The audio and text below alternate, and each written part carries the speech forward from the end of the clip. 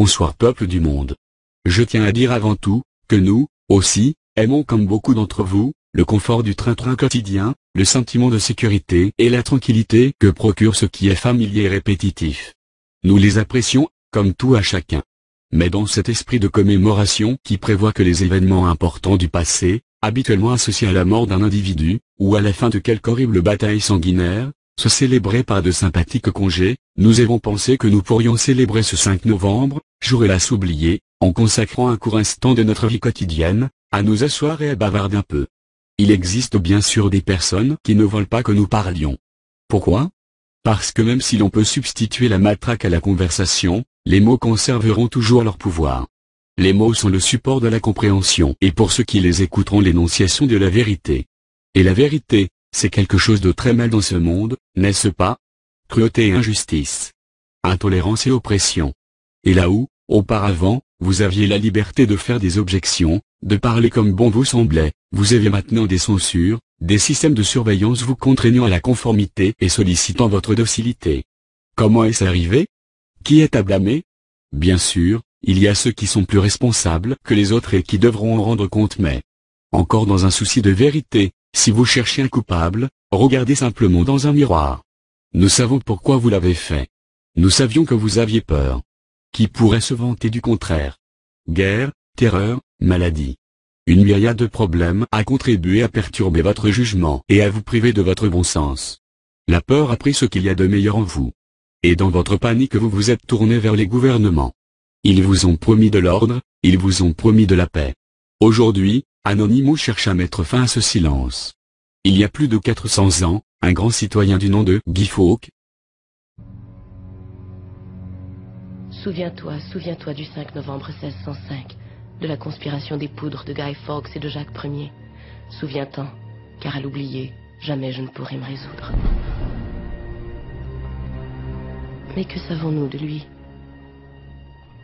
Je sais qu'il s'appelait Guy Fawkes, et qu'en 1605, il essaya de faire sauter la chambre du Parlement.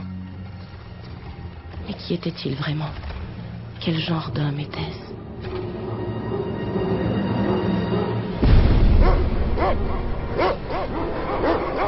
Nous devons nous souvenir des idéaux et non de l'homme. Car l'homme peut échouer. Il peut être pris. Il peut être tué et oublié.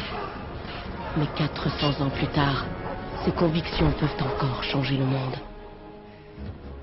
J'ai été témoin de la puissance des idées.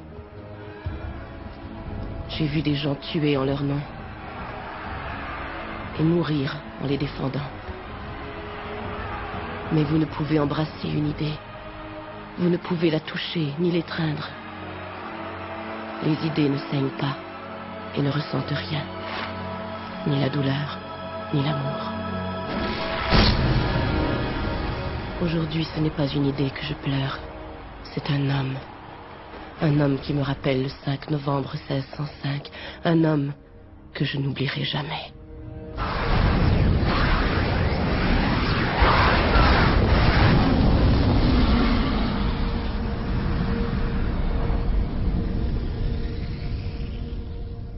A voulu ancrer à jamais le 5 novembre dans nos mémoires. Il espérait rappeler au monde qu'impartialité, justice et liberté sont plus que des mots, ce sont des principes. Alors si vous n'avez rien vu, si vous ignorez toujours les crimes de ce gouvernement, je vous suggère de ne pas commémorer le 5 novembre. Mais si vous voyez ce que nous voyons, si vous ressentez ce que nous ressentons, si vous désirez ce que nous désirions, alors rangez-vous à nos côtés, le 5 novembre 2012, venez avec votre masque de Guy Fawkes.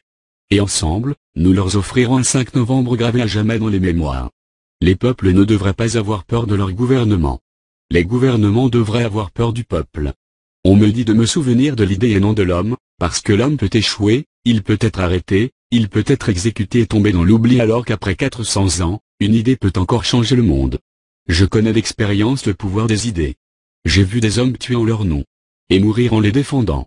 Mais on ne peut embrasser une idée. On ne peut la toucher ou la serrer contre soi. Les idées ne saignent pas, elles ne ressentent pas la douleur. Et elles ne peuvent aimer. On peut abandonner son intégrité pour presque rien mais c'est tout ce que nous possédons réellement, tout ce qui nous reste à la fin. Et dans ce petit espace nous sommes libres. Qui sommes-nous? Qui n'est autre que la forme qui résulte de la fonction de « qu'est-ce que » et ce que nous sommes? Des hommes sous un masque. Oui. De toute évidence. Je ne mets pas en doute votre sens de l'observation, je ne fais que mettre en exergue le paradoxe qui est de demander à un homme masqué qui l'est. Le bâtiment est un symbole, tout comme le fait de le détruire.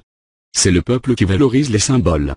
Isolé, un symbole est dénué de sens, mais soutenu par toute une foule, le fait de détruire un édifice peut changer le monde. Venez le 5 novembre 2012, montrons au gouvernement qui nous sommes. Nous sommes animaux. Nous sommes légion. Nous ne pardonnons pas. Nous n'oublions pas. Redoutez-nous.